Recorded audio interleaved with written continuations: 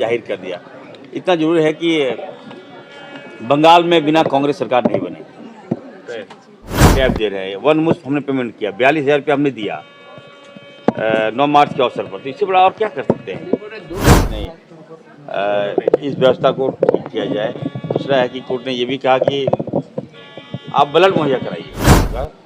जहाँ call centre जो हम खोल रहे हैं, टोल फ्री नंबर भी हम दे रहे हैं। एक कंपनी को अपनी जिम्मेवारी, मैं उनको पेमेंट दूंगा और मैं उससे कार्य लूँगा। एक अच्छा झारखंड के लिए पहला एक ऐसा स्कीम मैं दे रहा हूँ जिससे लोगों को खून की कमी अब नहीं होगा, एक कॉल सेंटर के माध्यम से।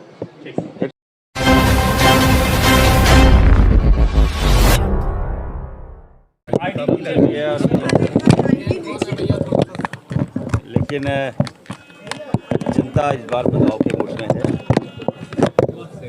जहाँ तक हम लोग देख रहे हैं, बंगाल में हम लोग रिपीट करेंगे, वहाँ ममता देंगे।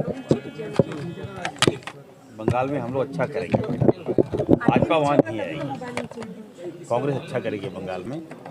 और असम में भी कांग्रेस सरकार बनाने जा रही है। हम सबको वहाँ लगाया गया है। और देखिए, आज आप देखिए, सारे लोग त्रस्त हो गए। पेट्रोल के दाम बढ़ गए, डीजल दाम बढ़ गए, गैस के दाम बढ़ गए, महंगाई चरम पर है। तो लोग बदलाव के मूड में तो हैं। अब ये तो जनता पर निर्भर करता है। और मुझे एक शंका है कि जब बंगाल में 2 फेज में चुनाव हो रहा है तो असम में 1 फेज में क्यों? 9 अप्रैल को है ना वहाँ, 9 अप्रैल को है वहाँ, और काउंटिंग 4 मई को है। इतना लंबा गैप, ये मुझे थोड़ा डाउटफुल मुझे लग रहा है कि ये नहीं होना चाहिए। असम में भी 2-3 फेज में चुनाव कराते, अच्छा लगता। अब 1 फेज में करा दे रहे हैं, वो भी 9 तारीख को, और इतना 4 मई को वोटिंग होगा। तो कुछ ना कुछ शंका मेरे मन में है। I don't know what is the fact, but जो शंका था मैंने जाहिर कर दिया। इतना जरूर है कि बंगाल में बिना कांग्रेस सरकार नहीं बनी, ये तय है, मान के चलिए। असम में हम लोग सरकार बनाएंगे, ये मेरा वर्डिक्ट है, ये पर्सनल मैं बोल रहा हूँ। ये कोई जरूरी नहीं है कि ने भी इच्छा जाहिर की है 31 सीटों पर असम में चुनाव लड़ने की। इरफान जी व्यक्तिगत तौर पे कैसे देख रहे हैं इस डिमांड को? देखिए, झारखंड मुक्ति मोर्चा का विस्तार तो हुआ है, और हमारे आला कमान खुद रांची आकर, झारखंड आकर हेमंत सोरेन जी से मिल रहे हैं। तो इसका मतलब आप समझिए कि कांग्रेस पार्टी ने कितना वेट दिया है। तो हम कांग्रेस पार्टी ने जो सीट का बंटवारा मैं देख रहा था, उसमें कुछ सीटें छोड़ा गया है। तो वार्ता होगी, झारखंड मुक्ति मोर्चा और कांग्रेस के बीच की बात है। आपको लग रहा है बात बन जाएगी? बात बनना चाहिए, क्योंकि हमारा मोटिव है कि भाजपा को रोकना है, आपस में नहीं उलझना है। बिहार में जो जिस तरह की घटनाएं घटी थी, आपने देखा होगा, कांग्रेस वो दोहराना नहीं चाह रही है। वहाँ असम में कांग्रेस ने सीट खाली रखा है, आलाकमान बात करेंगे, झारखंड मुक्ति मोर्चा के हेमंत सोरेन जी बात करेंगे, रास्ता निकलेगा, कोई बड़ी बात डॉक्टर साहब, आपको भी जिम्मेदारी मिली है, आप भी खुद जाएंगे आसाम प्रचार के लिए। देखिए, मैं पार्टी का आभार व्यक्त करता हूँ कि पार्टी ने बहुत कुछ दिया है। और हम जैसे छोटे कार्यकर्ताओं को अगर पार्टी आसाम भेज रही है तो निश्चित तौर पर जो दायित्व मिला है, ईमानदारी से काम करके हम अपना रिजल्ट देंगे। वहाँ पर जनता को हम मोटिवेट करेंगे कि देखिए, भाजपा से विकास नहीं हो सकता। बीजेपी एक सवाल कर रही है कि इरफान जी जब विपक्ष में थे, सेविका सहायिका आंगनबाड़ी दीदियों का हमेशा मुद्दा उठाते थे, आज सड़क पे इरफान जी भूल गए। मैं क्यों बोलूँगा? सबसे ज़्यादा मैं ही काम करता हूँ और सबसे ज़्यादा आप लोग मुझे ही टारगेट करते हैं। ठीक नहीं लगता है जब कोई काम करने वाला अगर आगे आ रहा है तो लोगों को उम्मीदें बन रही है।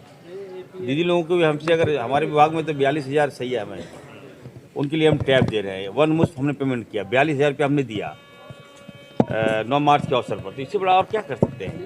वो लोग तो और मैया को 2,500। नहीं गलत। देखिए, आप लोग यही तो कॉन्सेप्ट में बता दूं आपको, 2,000 रुपया तो हम लोग उनको मानदेय देते हैं, लेकिन जितनी स्कीम हम चलाते हैं उसके तहत वो करीब इंसेंटिव देते हैं, उसके तहत उनको 15 से 16,000 रुपया हो जाता है।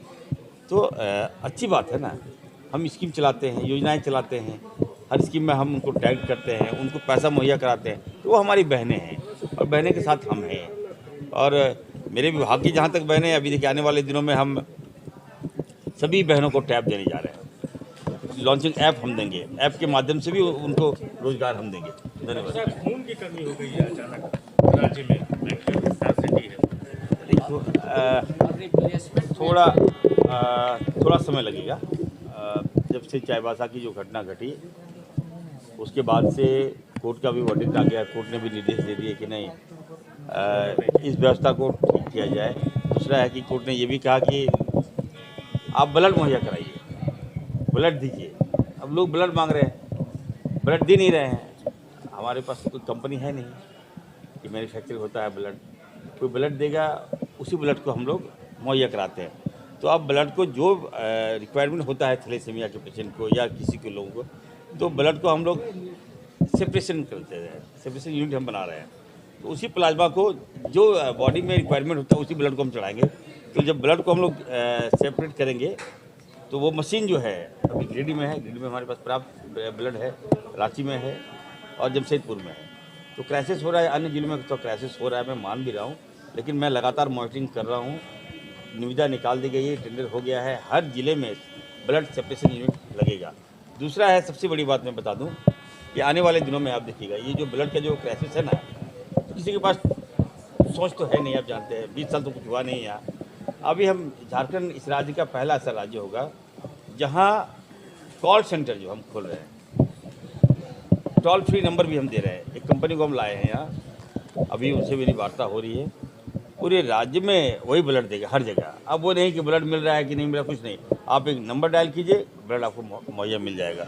अब उसी का काम है कि ब्लड डोनेशन कराए, उसी का काम है। हाँ, उसकी सारी जिम्मेवारी मैं उनको पेमेंट दूंगा और मैं उससे कार्य लूँगा।